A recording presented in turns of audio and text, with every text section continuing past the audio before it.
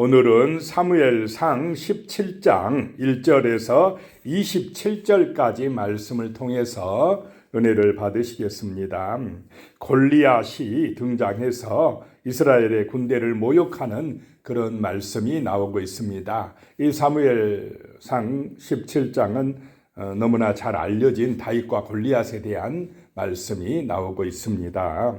1절입니다. 블레셋 사람들이 그들의 군대를 모으고 싸우고자 하여 유다에 속한 소고에 모여 소고와 아세가 사이에 에베스 담밈에 진침해. 블레셋 사람들이 군대를 모으고 유다와 싸우고자 하여 쳐들어왔다라고 하는 것입니다. 유다에 속한 소고에 모여서 진을 치고 있었다라고 하는 것입니다. 그래서 대적이 쳐들어오니까 이스라엘도 이제 대비를 해야 됐습니다. 2절에요. 사울과 이스라엘 사람들이 모여서 엘라 골짜기에 진치고 블레셋 사람들을 대하여 전열을 벌였으니 이제 서로 대치하게 되었다라고 하는 것입니다. 3절에요. 블레셋 사람들은 이쪽 산에 섰고 이스라엘은 저쪽 산에 섰고 그 사이에는 골짜기가 있었더라. 골짜기를 끼고 이 양쪽 산에 지금 블레셋과 이스라엘 군대가 대치하면서 있었다라고 하는 것입니다. 4절에요. 블레셋 사람들의 진영에서 싸움을 도두는 자가 왔는데 그의 이름은 골리앗이요 가드 사람이라. 그의 키는 6규빗 한 뼘이요 그랬습니다. 그 블레셋 진영에서 싸움을 도두는 자가 나왔는데 골리앗이란 이름을 가진 사람이었고 가드 사람인데 그의 키가 6규빗 한 뼘이다 라고 하는 것입니다. 한 규빗이 약 45.6cm 정도 되니까 그러니까 3m 가까이 되는 거인입니다. 지금 그렇게 큰 사람이 오늘날 있겠습니까?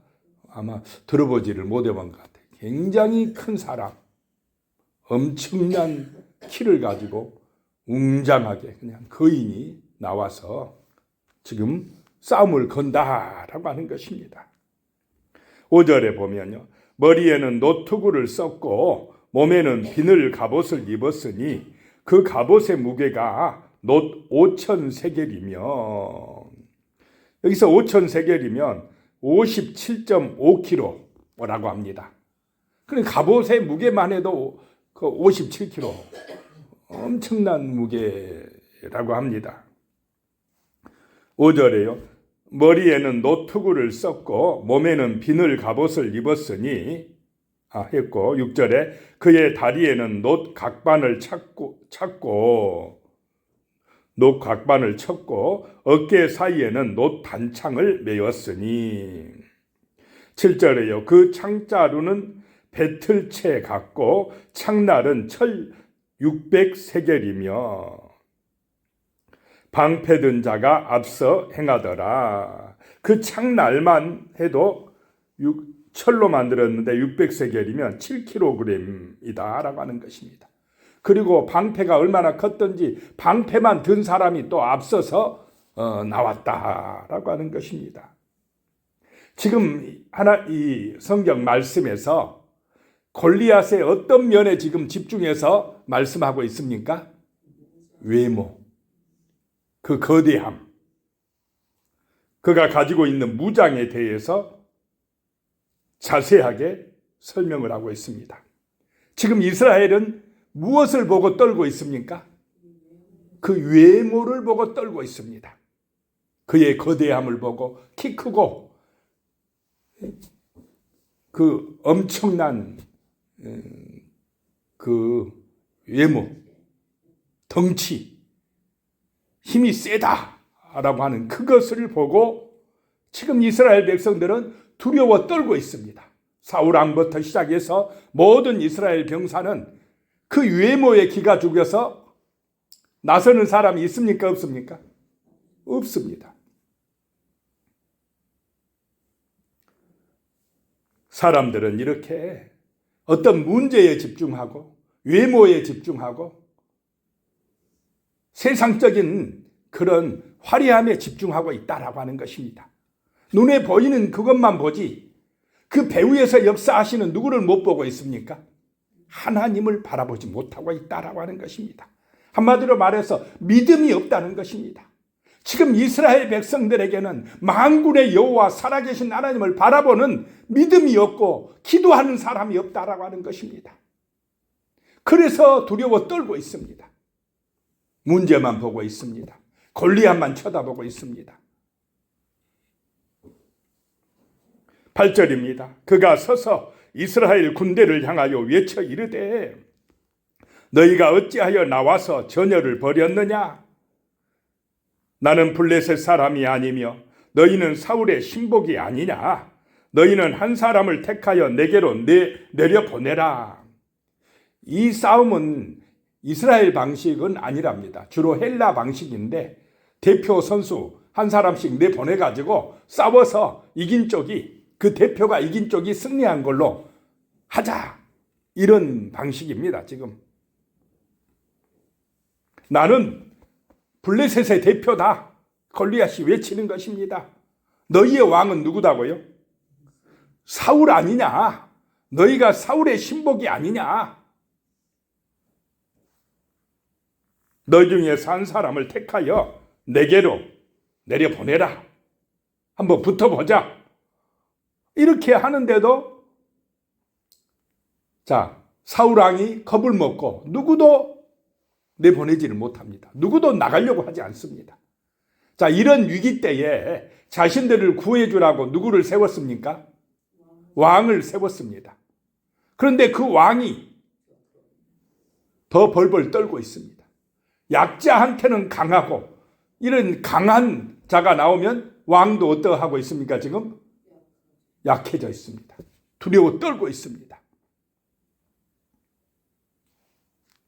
사울이 왕 역할을 못하고 있다라고 하는 것입니다.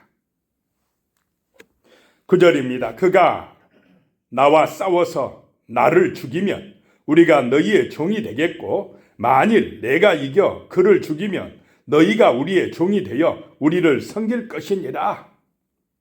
나와봐라. 골리앗은 누구 중심입니까? 자기 중심입니다. 나와 싸울 사람 나와봐. 나를 죽이면 우리가 너희의 종 될게.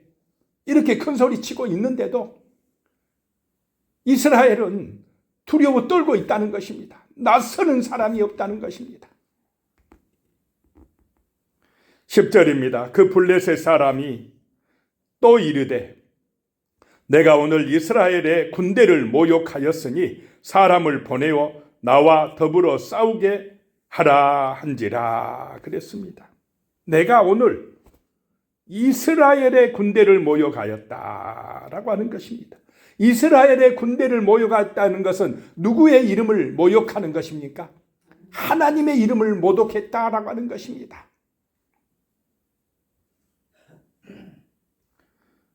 11절에요. 사울과 온 이스라엘이 블레셋 사람의 이 말을 듣고 놀라 크게 두려워하니라 라고 말씀합니다. 누구의 말을 듣고 있습니까? 세상의 말을 듣고 있습니다. 골리앗의 말을 듣고 있습니다. 누구의 말씀을 안 듣고 있습니까? 하나님의 말씀을 못 듣고 있다는 것입니다. 이스라엘이면서 그 전쟁터에서 그들은 골리앗의 말을 듣고 세상의 말을 듣고 두려워 떨고 있다라고 하는 것입니다. 거기서 그들은 하나님의 말씀을 붙들지를 못하고 살아가고 있다는 것입니다. 그럼 오늘 우리 그리스도인들이 세상 가운데서 살아갈 때에 세상의 뉴스만 붙들고 살면 세상을 이겨지겠습니까? 문제가 너무 심각합니다. 가정의 문제든 국가의 문제든 우리 현실에 닥치는 직장의 문제든 여러 가지 문제가 커서 그 문제 앞에서 걱정과 염려와 두려움에 쌓일 수밖에 없는 현실이다라고 하는 것입니다. 그때에 필요한 것이 골리앗의 말을 듣는 것이 아니라 누구의 말씀을 들어야 된다 이 말입니까? 하나님의 말씀을 들어야 다 산다는 것입니다. 하나님의 말씀을 들어야 강하고 담대해진다는 것입니다. 여리고성을 무너뜨릴 수 있다라고 하는 것입니다. 홍해바다가 갈라지는 기적을 체험하는 백성들이었습니다. 요단강을 갈라 그 강물을 건너갔던 하나님의 은혜를 체험했던 이스라엘입니다. 그런데 그 하나님을 바라보지 못하고 그 은혜를 체험하지 못하고 세상 앞에서 골리앗 앞에서 골리앗의 말을 듣고 두려워 떨고 있다라고 하는 것입니다. 오늘 이 시대에 우리 성도들도 그렇습니다. 세상 말을 들으면 우리는 두려워 떨 수밖에 없습니다. 그래서 날마다 하나님의 말씀을 듣고 세상으로 전진하시기를 축복합니다. 그래야 승리합니다. 12절입니다. 다윗은 유다 베들레헴 에브라 사람 이세라 하는 사람의 아들이었는데 이세는 사울 당시 사람 중에 나이가 많아 늙은 사람으로서 8 아들이 있는 중. 베들레헴 사람 이세에 대한 이야기가 나옵니다. 8명의 아들이 있었는데 13절에 그 장성한 세 아들은 사울을 따라 싸움에 나갔으니 싸움에 나간 세 아들의 이름은 장자 엘리압이요 그 다음은 아비나답이요 셋째는 삼마며. 이 이세의 아들 세 아들은 사울을 따라서 지금 블레셋 전쟁터에 나갔다라고 하는 것입니다. 14절에 다윗은 막내라 장성한 세 사람은 사울을 따랐고 15절에 다윗은 사울에게로 왕래하며 베들레헴에서 그의 아버지의 양을 칠 때에 그랬습니다. 사무엘 선지자가 와서 다윗에게 기름을 부었고 또 사울 왕이 다윗을 어디로 데리고 갔습니까? 왕궁으로 데리고 가서 사울 왕이 악령에 시달릴 때는 수금을 타게 했고 사울 왕의 무기를 들게 했습니다. 아직 청소년이었는데 그렇게 했다는 것입니다. 그런데 왕궁에서만 산 게 아니라 뭐 했다는 것입니까? 왕래했다라고 하는 것입니다. 왕래했다. 왕궁이 있는 기브아까지는 다윗이 사는 베들레헴에서 한 12km 정도 된답니다. 그래서 왔다 갔다 했다는 것이 왕래하며 베들레헴에서 그의 아버지의 양을 칠 때에 그랬습니다. 자, 내 자식이 8명의 자식 중에 1명이 왕궁에 들어갔다. 출세한 겁니까? 아닙니까? 청와대 근무하게 되었다. 그러면 자랑거리 아닙니까? 그런 출세하는 아들이 있었으면은 집에 왔을 때 또 양을 치게 할 수 있겠습니까? 야, 우리 아들 출세했다고, 우리 아들은 그냥 양 이런 거 치면 안 된다고 이렇게 나갈 수 있지 않겠습니까? 청와대 근무하는 우리 아들이라고. 그런데 이 다윗은요, 이새는 그 아들에게 왕궁에 갔을 때는 갔을 때고 또 집에 오면 뭘 시키고 있습니까? 먹자, 양치러 가라. 이렇게 하고 있습니다. 다윗도 얼마나 순수합니까? 자기가 왕궁에 드나든다고 뻐기는 것이 없습니다. 겸손합니다. 변함없이 또 집에 오면 양을 치고 있습니다. 양을 칠 때에 16절에 그 블레셋 사람이 40일을 조석으로 나와서 몸을 나타내었더라. 40일을 조석으로 아침 저녁으로 나와서 싸움을 걸어오는데도 이스라엘은 두려워 떨고만 있었다라고 하는 것입니다. 17절에요. 이새가 그의 아들 다윗에게 이르되 지금 내 형들을 위하여 이 볶은 곡식 한 에바와 이 떡 10덩이를 가지고 진영으로 속히 가서 내 형들에게 주고. 아버지가 심부름을 보내고 있습니다. 다른 아들들도 있을 텐데 누구를 시키고 있습니까? 막내 아들을 시키고 있습니다. 아마 제일 아버지의 말씀을 잘 들었는가 봅니다. 효성이 있었는가 봅니다.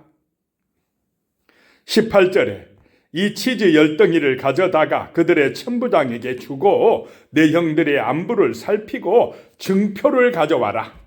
증표를 가져와라 라고 하는 심부름을 받았습니다. 19절에 그때의 사울과 그들과 이스라엘 모든 사람들은 엘라 골짜기에서 블레셋 사람들과 싸우는 중이더라. 대치 중이더라.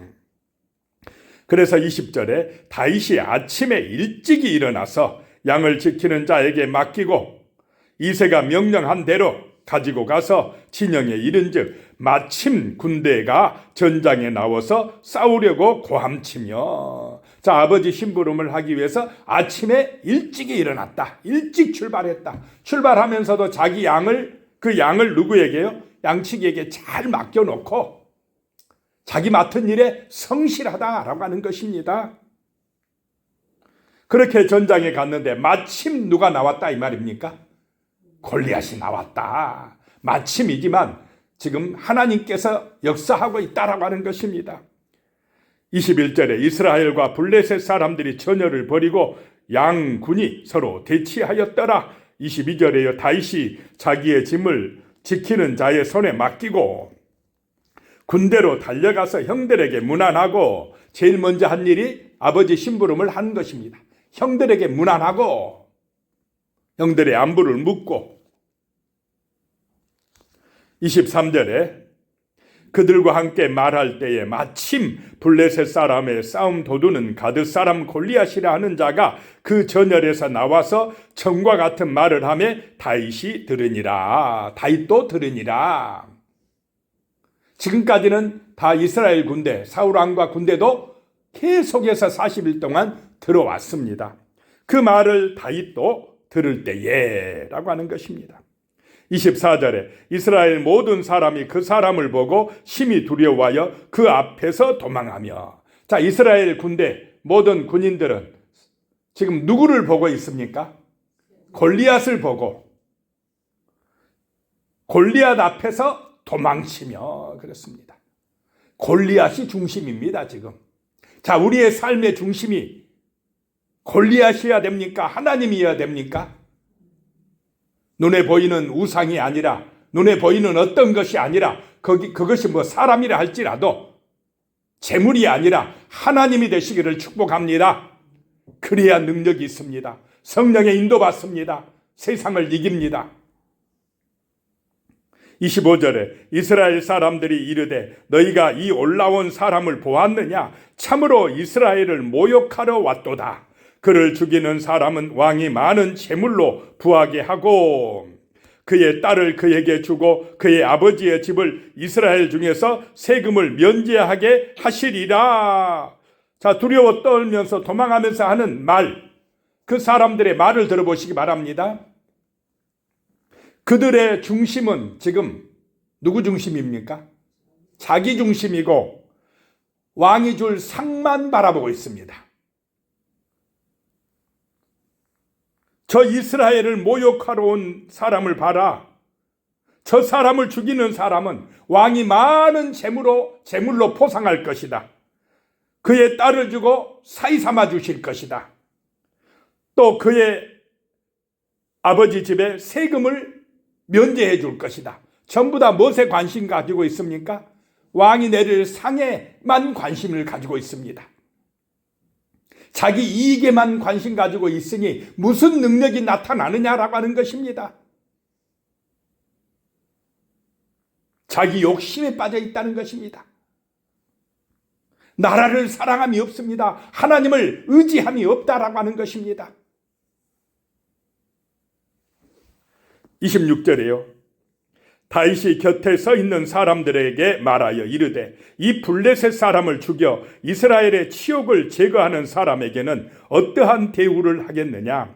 이 할례받지 않는 블레셋 사람이 누구이기에 살아계시는 하나님의 군대를 모욕하겠느냐? 다윗은 보는 관점이 다릅니다. 다윗은 상이 아니라 이스라엘의 치욕에 관심을 갖고 분노하고 있습니다. 어떻게 하나님의 군대를 저 할례 받지 않는 자가 모욕하느냐, 우리 하나님의 이름이 욕먹게 내버려 두느냐라고 하는 것입니다. 하나님의 관점에서 문제를 보고 있습니다. 다윗은 하나님을 바라보고 있습니다. 그렇기 때문에 하나님의 능력으로 승리한 줄로 믿으시기 바랍니다. 이런 믿음이 필요합니다. 하나님의 말씀을 듣고 하나님을 의지하고 믿음으로 세상에 나가는 그런 다윗과 같은 은혜가 임하시기를 축복합니다. 27절에요. 백성이 전과 같이 말하여 이르되 그를 죽이는 사람에게는 이러이러하게 하시리라 하니라. 기도하겠습니다. 하나님 아버지, 골리앗의 말을 듣고 골리앗을 바라보고 두려워 떠는 그런 믿음 없는 이스라엘 사람들과 같이 우리가 되지 않도록 도와주시옵소서. 이 세상 가운데서 우리는 하나님의 말씀을 듣고 하나님의 말씀을 붙들고 기도하게 하시고 하나님의 인도하심을 받고 세상을 이기는 다윗과 같은 믿음의 사람이 되어 살아갈 수 있도록 주여 우리를 도와주시옵소서. 기도하게 하여 주시옵소서. 성령 충만하게 하여 주시옵소서. 세상을 이기고 승리하고 하나님의 나라를 만들어갈 수 있도록 도와주시옵소서. 예수님의 이름으로 기도드리오며 이제는 우리 주 예수 그리스도의 은혜와 하나님 아버지의 무한하신 사랑과 성령의 교통하심이 영원히 함께 하시기를 축원하옵나이다. 아멘.